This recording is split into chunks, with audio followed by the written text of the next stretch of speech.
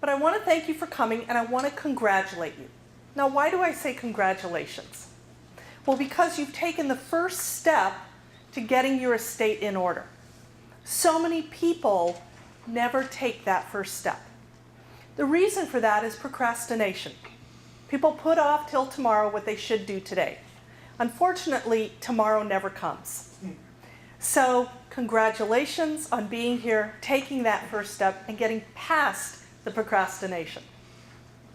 The other reason that people don't plan is a lack of knowledge. There's so much information out there. Do you need a durable power of attorney? Do you need a will? Do you need a trust? Do you need a healthcare directive? How do those things work? It's very confusing. And when people have an overload of knowledge, they tend to do nothing.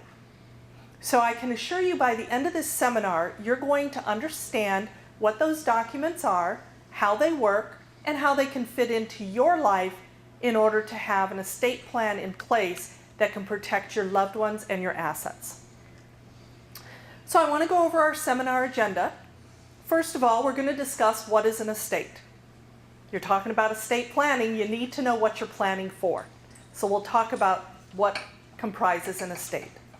We're also going to talk about what happens if you have no plan or a minimal plan in place.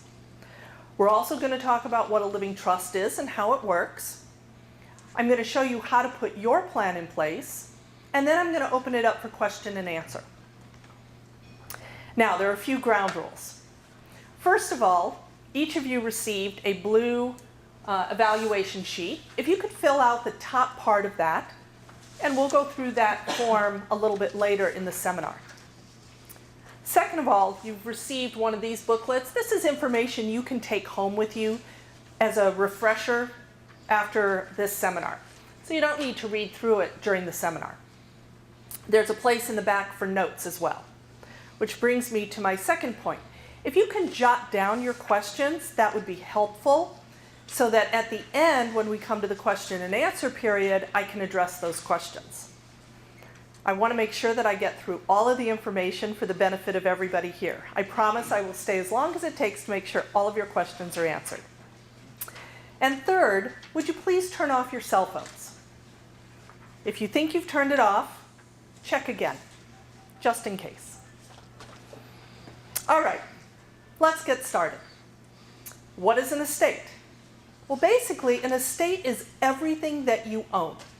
Your house, your investment accounts, your bank accounts, your car, all of that.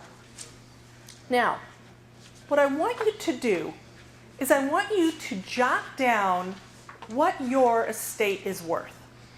Now, you don't need to tell me the number, but that number is going to be very important later on in this seminar as we're applying different percentages and figures to an estate.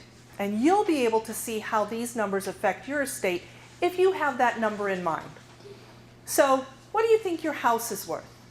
How much do you have in the bank? Do you have an investment account? Add those things up. Don't forget about your retirement account.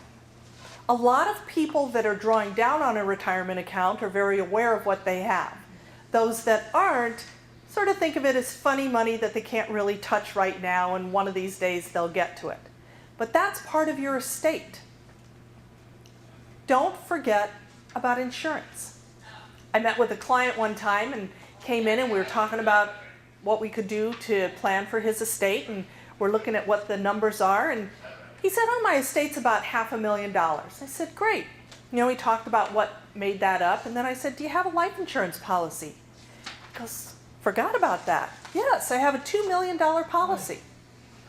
That conversation was a lot different at that point, dealing with a $2.5 million estate versus a $500,000 estate.